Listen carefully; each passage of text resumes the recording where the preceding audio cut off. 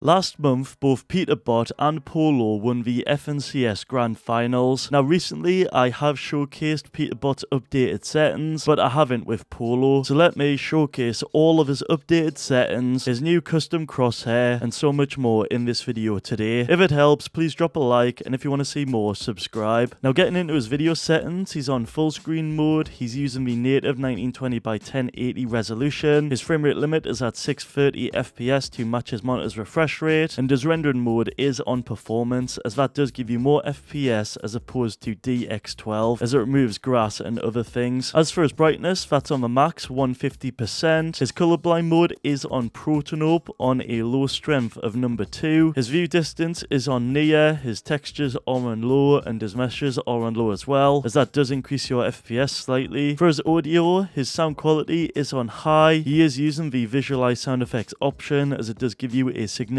advantage. For his game settings, he's got auto open doors turned off, auto pick up weapons turned off, auto sort consumables to the right off, his reset building choices off, his disable pre-edits option is off, and he is not using auto confirm edits, so edit on release is disabled. As for his replays, I think he is only using one of these settings, that's record replays, and the rest are off to get a slight FPS boost. Same with the energy saving modes, both of those are disabled for more FPS. As for his HUD settings, his reticle is on, his reticle ammo indicator is on. I'm pretty sure he's using damage numbers on cumulative, which does automatically add up the damage dealt. Hit only is on, damage numbers scale is on 100%, and his HUD scale is on 60%, with the rest of these settings on default. For his mouse sensitivity, his X sense is on 6.4%, his Y sense is on 6.4%, his targeting and scope are both on 35.5%, and then his building and editing sense are on the default 100%, with all of those on a mouse DPI of 800. By the way, I do recommend using a high DPI of 800 and above. To find out why, check out this video. I also believe he is using the default Windows sense with mouse acceleration disabled. As for his keyboard movement, he is using custom diagonal controls with the forward diagonal angle on 74%, the strafe angle on 90%, and the backward diagonal on 135%. Next up, we've got his keybinds. Now his movement is pretty much default. He's got his crouch on left control, his sprint on left shift, his use key is on G with the mouse wheel scroll up as well, his pickaxe is on T, slot 1 is on 2, slot 2 is on 3, slot 3 is on 4, slot 4 is on 5, and then slot 5 is on 6. As for his building, he's got his wall on mouse button 4,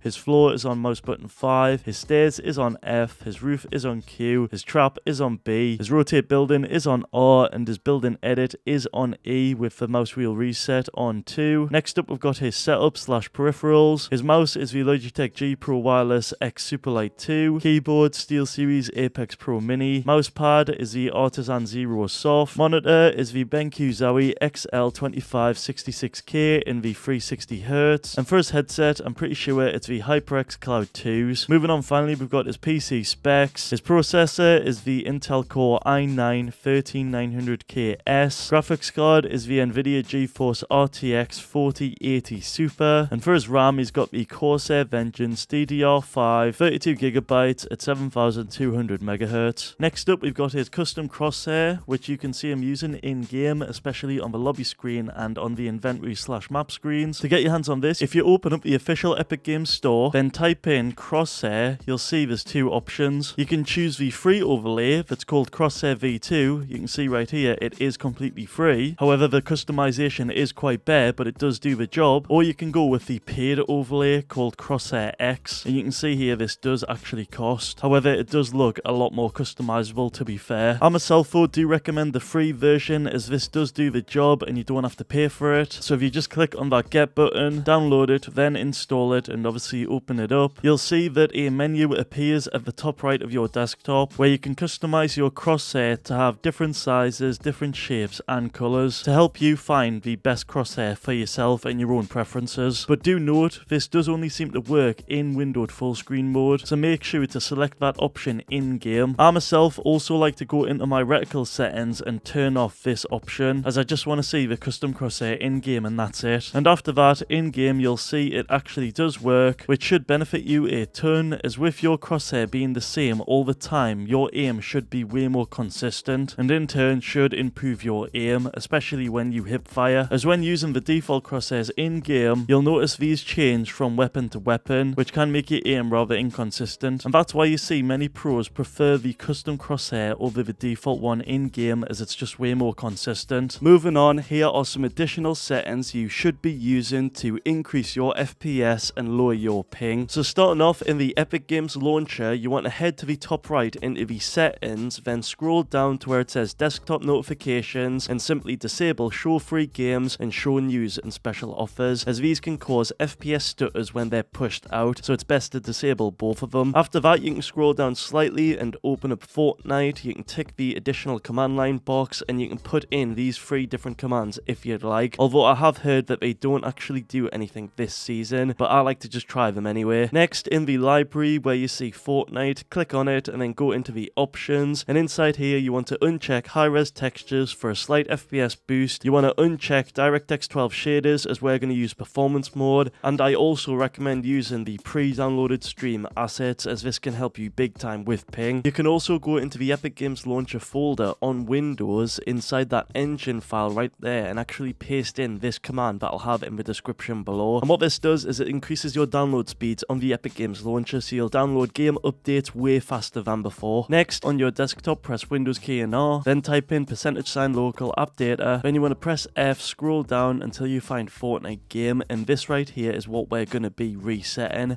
We're essentially going to delete it, but if you're a bit worried about that, you can make it back up, but I'm just going to go ahead and go straight for it and literally press the delete button, and just like that, it's been deleted. And the reason for this is it gets rid of all the old outdated files and replaces them with brand new ones. If you scroll down to the Fortnite game folder, you'll see it's reappeared with brand new fresh settings. Just go inside of it, then go into saved, then config, then Windows client, and here is your fresh game user settings config file. So if you slowly scroll down until you get to these global illumination quality settings, you want all of these on 0. Just change them from 1 to 0. Another thing I recommend disabling is the energy saving modes. Apparently these can give you a slight FPS boost, so you want to change both of these to false if you can. If you scroll down, you will find the scalability groups. Now the resolution quality, I do highly recommend using 100, as this will give you the best quality. Some people do lower this value slightly if they want more FPS. View distance I talked about earlier, I like having that on a higher one. And then for all of these settings right here, they should be on 0. So for shading quality, go ahead and turn that off. Same with foliage quality.